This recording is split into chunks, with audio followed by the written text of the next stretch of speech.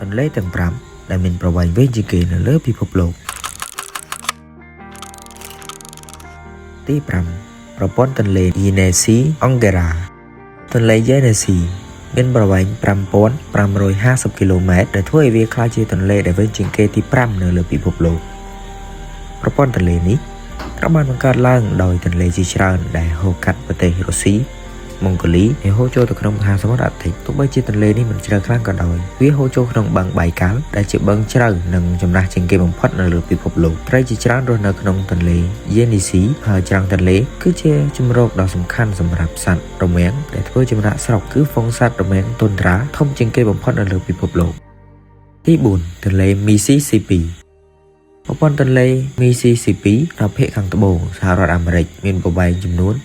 6270 គីឡូម៉ែត្រទន្លេមេសូរីនិងទន្លេមីស៊ីស៊ីពីជាទន្លេវែងបំផុតមួយនៅសហរដ្ឋអាមេរិកប៉ុន្តែដោយសារតែទន្លេទាំងពីរនេះហូរចូលគ្នាពួកវាត្រូវបានគេហៅថា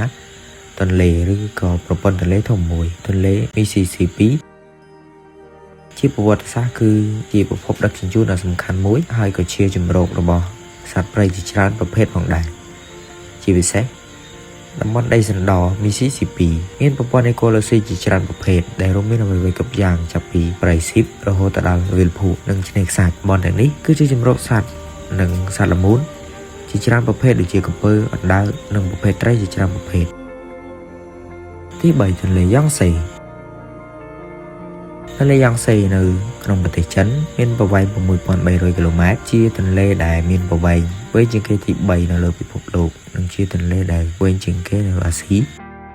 ភាគច្រើនហើយហូរចូលទៅក្នុងសមុទ្រចិនខាងកើត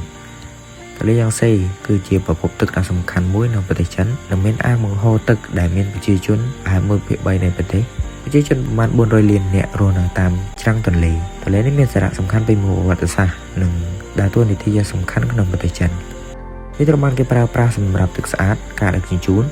ប្រព័ន្ធធារាសាស្ត្រហើយវាមានសារៈសំខាន់ក្នុងសម័យសង្គ្រាម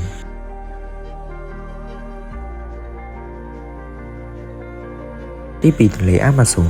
ទន្លេអាម៉ាហ្សូនគឺជាទន្លេដែលមានប្រវែងវែងជាងគេទី2នៅលើពិភពលោកដែលមានប្រវែងប្រមាណ 6400 គីឡូម៉ែត្រទន្លេនេះហូរកាត់ប្រទេសចំនួន3នៅអាមេរិកខាងត្បូងដូចជាប្រទេសប្រេស៊ីលបេរូនិងកូឡុំប៊ីហើយហូរចូលទៅក្នុងមហាសមុទ្រអាត្លង់តិកតំបន់ជុំវិញទន្លេគឺជាព្រៃត្រូពិកអាម៉ាហ្សូនប្រភេទសត្វជាច្រើនរស់នៅក្នុងព្រៃតាមច្រាំងទន្លេប៉ុន្តែទឹកក៏សម្បូរទៅដោយជីវិតផងដែរប្រហែល 1/3 នៃប្រភេទសត្វដែលគេស្គាល់ទាំងអស់នៅលើពិភពលោករស់នៅក្នុងតំបន់អាម៉ាហ្សូនទី1ទន្លេនីលទន្លេនីលគឺជាទន្លេដែលមានប្រវែងវែងជាងគេបំផុតនៅលើពិភពលោកដែលមានប្រវែងប្រហែល 6650 គីឡូម៉ែត្រទន្លេនីលហូរកាត់ផ្នែកធំនៃទ្វីបអាហ្វ្រិកហើយហូរកាត់ប្រទេសជាច្រើនរួមមានប្រទេសអូកាំងដាអេជូពីស៊ូដង់ខាងត្បូងសាធារណរដ្ឋប្រជាមានិតកុងហ្គោកេនយ៉ាតង់រ៉ានីរវ៉ាន់ដាបូរុនឌីនិងអេស៊ីបទន្លេនីលខៀវនិងទន្លេនីលសដែលហូរចូលទៅក្នុងទន្លេនេះហូរទៅភាគខាងជើងហើយនៅទីបំផុតចូលទៅក្នុងសមុទ្រមេឌីទែរ៉ាណេទន្លេនេះគឺជាប្រភពទឹកនិងការដឹកជញ្ជូនដ៏សំខាន់ទឹកនៃទន្លេនីលរទង់ប្រជាជនប្រហែល 40% នៃប្រទេសកេនយ៉ាហើយវាក៏ជាជម្រករបស់សត្វមួយចំនួនផងដែររួមទាំងដំរីទឹកនិងសត្វដទៃទៀតដែលប្រើប្រាស់ប្រភពទឹកនេះជាប្រភពទឹកសាបទន្លេនីមួយៗបានដើរតួនាទីយ៉ាងសំខាន់ពេញមួយប្រវត្តិសាស្ត្ររហូតមកដល់សព្វថ្ងៃនេះចាប់តាំងពីវារីអគ្គិសនីរហូតដល់ប្រព័ន្ធធារាសាស្ត្រនិងការអភិវឌ្ឍទន្លេទាំងនេះបង្កើតបានជាផ្លូវ highway នៃពិភពធម្មជាតិ